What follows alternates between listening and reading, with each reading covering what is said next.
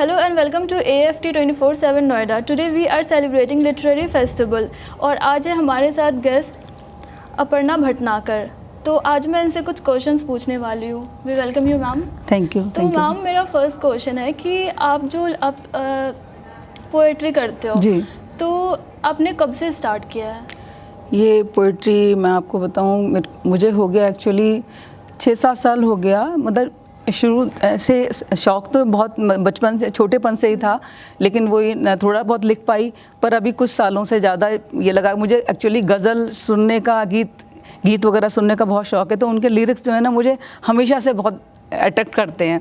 तो मुझे भी लगता है कि मैं भी कुछ लिखूं। तो ये मैं अभी 6-7 साल हो गए मुझे लिखते हुए, राइटिंग का करते हुए, काम करते हुए। और अब ये कि मंचों पे भी जाके सुनाना अच्छा लगता है, सुनना अच्छा लगता है, तो लिखकर बहुत अच्छा लगता है कि लिखें। तो मैम आपको क्या लगता है कि एक राइटर में क्या क्वालिटीज़ होनी चाहिए? राइटर में क्वालिटीज़ क्या, ये तो एक तो ये खुद से ही होता है, ये कुछ ये हुनर होता ही है टैलेंट लोगों में, कुछ से शुरू से होता है, कुछ को बाद में मालूम पड़ता है कि नहीं हमें लिखना चाहिए या लिख सकते हैं हम। और बाकी ये देखिए सेंटिमेंट्स हैं, भावनाएं हैं, ये तो कभी भी, और जब हम इस फील्ड में एक बार आ जाते हैं या इससे जुड़ जाते हैं तो फिर कहीं पे भी कुछ भी देख के ऐसा लगता है कि इस पे कुछ लिखा जाए, चाहे वो आपके फेस्टिवल्स हैं या कुछ समसामयिक घटनाएं होती हैं, जैसे कुछ इस समय घटित हो रहा है उसके लिए, या कुछ अपने अंदर विचार ऐसे आते हैं कि कुछ कभी कभी कुछ कहीं तकलीफ़ है, कहीं खुशी है, तो उसे इजहार करने के लिए हम अपनी भावनाओं को अपनी लेखनी में व्यक्त करते हैं। यस मैम, बिल्कुल। और मैम आपके जर्नी में आपने क्या क्या डिफ़िकल्टीज़ फेस करा है? जर्नी में डिफ़िकल्टीज़ तो ऐसा सच नहीं, बस ये कि एक्चुअली जर्नी क्या बताऊँ मैं, जब मैंने स्टार्ट किया था लिखना, फर्स्ट जो मेरी पूरी कंप्लीट पोइट्री, मेरे फादर एक्सपायर हुए थे 91 में हैं, तो तब मुझे बड़ी तकलीफ़ हुई थी। जैसे बहुत कम 53 के थे, कम एज में थे, तो सबसे बड़ी अपने भाई बहनों में मैं ही थी।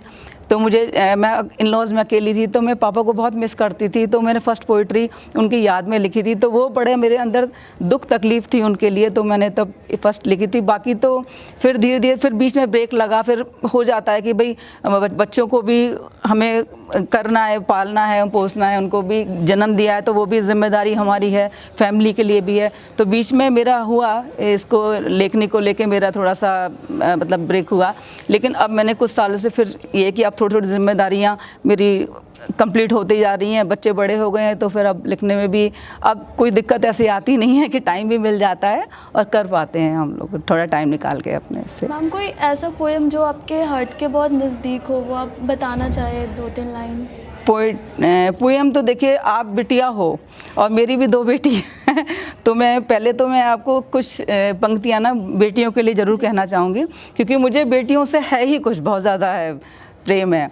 तो मैं देखिए, आप बेटियों की तरफ से कुछ कहना चाहूँगी, बेटी क्या कहना चाहती हैं, यानी हमारी बेटियाँ की क्या अभिलाषा होती है, वो उनकी क्या इच्छा होती है।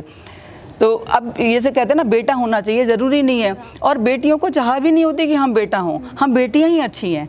तो आप सुनिएगा इसके लिए। चाह नहीं बेटा बनने की, चाह नहीं बेटा बनने की, बेटी ही मुझको रहने दो। चाह नहीं बेटा बनने की, बेटी ही मुझको रहने दो।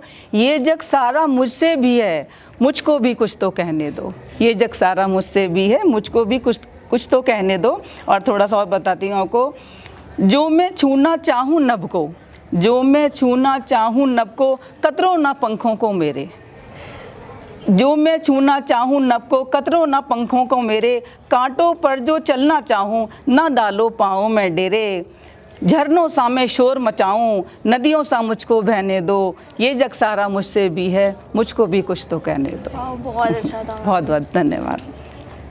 तो मैम आप कुछ बोलना चाहिए, कुछ टिप्स देना चाहेंगे जो बनना चाहते हैं आगे जाके राइटर? नहीं, बिल्कुल, जो बनना चाहते हैं तो देखिए, पढ़ना भी बहुत ज़रूरी है। जैसे अभी सर ने कहा, उमापति सर ने कहा कि भाई पढ़ना भी बहुत ज़रूरी है, और पढ़ के भी हमें क्या है, हमारी सोच भी डेवलप होती है, अंदर थॉट्स भी हमारे अंदर नए नए आते हैं पढ़ के भी। और जैसे बहुत काबिल लोग हैं, जिन्होंने साहित्यिक लोग हैं, जिन्होंने गुणी लोग हैं, उन्होंने लिखा है, तो उनको पढ़ने से भी हमें ज्ञान भी मिलता, ज्ञानवर्धन होता है। तो हम अपनी लेखनी में भी वो चीज़ रिफ्लेक्ट कर पाते हैं, अपनी भावनाओं को उससे जोड़ पाते हैं, और वो हम कहीं ना कहीं उसको लिख पाते हैं। तो पढ़ना भी चाहिए। और अगर कहीं ना कहीं आपको लगता है है कि मुझे मतलब लिखना चाहिए या मैं लिखना चाहती हूँ, तो ज़रूर उसको शुरुआत ज़रूर करें उसको। जब आप शुरू करेंगे धीरे धीरे आपकी परिपक्वता लिखने में निश्चित ही आएगी आपकी। तो बस और तो कुछ नहीं सुनना चाहेंगी आप? थोड़ा सा सुनना चाहेंगी मैं एक पोइट्री? आगे तो चलिए एक पोइट्री मैं आपको तरन्नुम में सुनाती हूँ, थोड़ी लय में सुनाती हूँ। चाहा था टूट कर उन्हें, चाहा था टूट कर उन्हें, मगर कहा नहीं। चाहा था टूट कर उन्हें, मगर कहा नहीं। कहना तो चाहा था बहुत, कहना तो चाहा था बहुत, मगर कहा नहीं। चाहा था टूट कर उन्हें। और थोड़ा सुनाती हूँ, टाइम कम है। उनको कहाँ है फुर्सते महफिल व जाम से,